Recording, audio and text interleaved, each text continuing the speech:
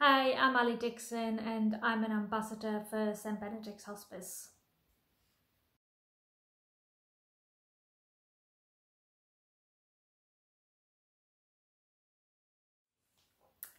I've experienced the value of the hospice on three different occasions. The first time was back in 2012 when my cousin was inpatient at the Monk Weymouth site.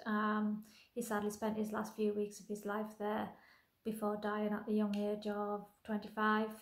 And then in 2015, my granddad was receiving care from the community team in the final few days of his life. He wanted to pass away at home, and with the help of the St Benedict's nurses coming out and looking after him, we allowed his wishes.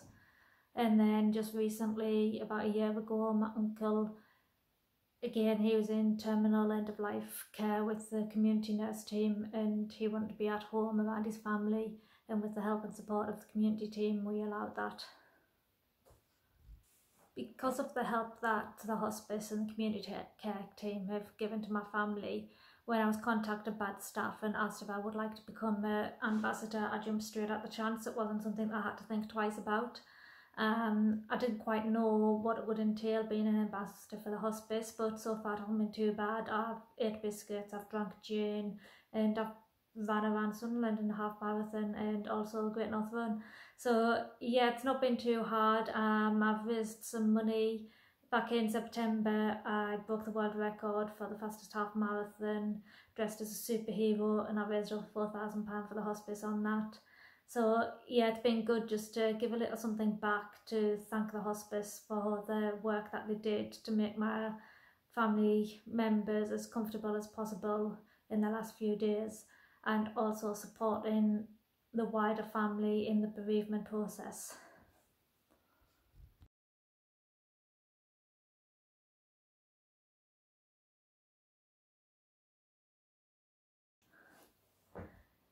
And there's no one person at the hospice that I'd like to thank personally, because everybody does their own individual bits, from the staff, the nurses, the doctors, the receptionists, through to the volunteers who go around with the tea trolley and the biscuits. You know, the volunteer entertainers that come in, the yoga woman and the transport drivers. Just everybody makes it such a special place, and also people out in the community working in the charity shops and doing the fundraising. We've got a huge team out there that do fundraising, from trekking the Great Wall of China to running the Great North Run to knitting sunflowers, cooking biscuits, all sorts of different things. And each and every one of them are a valuable part of the hospice, and it's each and every one of those that I want to say a great big thank you. Without you, we couldn't be as successful as we are.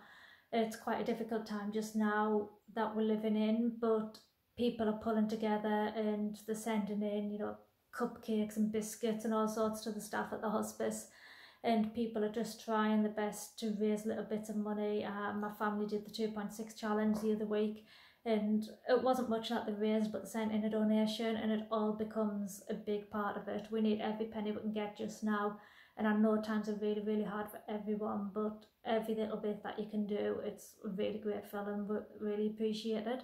So yeah, just a big thank you to everyone involved in the hospice, whether you actually work at the hospice, you volunteer at the hospice, or you're part of the community fundraising team.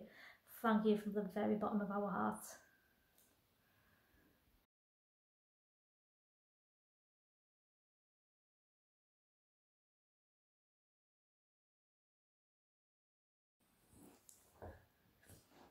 I've been to the hospice on a few occasions, kind of formal tours of the place and little bits of PR work and that. And everyone that I've came into contact with, whether it's been the staff on reception, the volunteers in the bistro, or round on the wards when I've been out just visiting people and saying hello, they've all been super helpful, super kind, and they're always smiling. And it's sometimes, for an outsider, it's quite hard to believe how people can be so smiley and positive when they're working in such a kind of a hard place.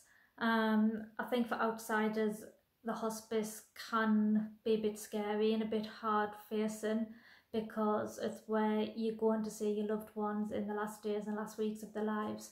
but the staff and the volunteers and everybody involved in the hospice just make it so much comfortable, so relaxed, and they're so friendly and positive all the time, that they do make it a more of a positive experience than what most people would expect it to be.